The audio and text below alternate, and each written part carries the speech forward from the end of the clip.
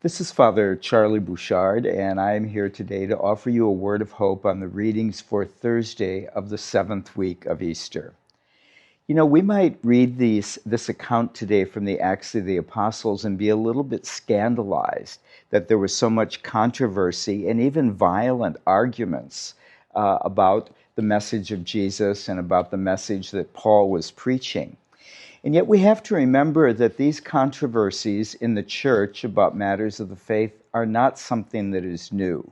We can go back into the very early days of the church and see that there were riots actually in the early church about the person and nature of Christ. It's hard for us today to imagine anybody getting upset about something that theological, but they did. There were controversies about the authority of the Pope, about the nature of the Trinity, and of course there are many controversies that we could name about moral matters, things which people do not agree about because they don't agree on exactly what the Scriptures have to say to this moral matter or another. And this dispute that we see in the Acts of the Apostles today stands in contrast to the gospel, which focuses on the unity of the believers and Jesus calling all of us to be one in God, just as he is one with the Father. Now, if we could see God clearly, we wouldn't have any controversy or any dispute about anything because everything would be perfectly clear to us, which it will be one day. But as it is, and as St. Paul says elsewhere in the Scripture, we see God only dimly and not entirely.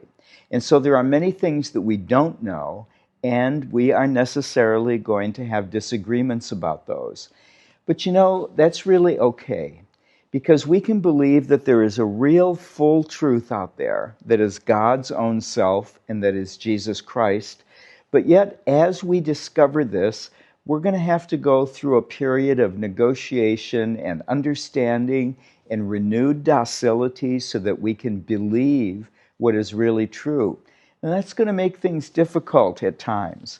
But it's the only way these disputes, not that we want to encourage argument and dissent, but these disagreements are ways in which we pull back the shadow or the curtain on who God really is and what God really demands of us.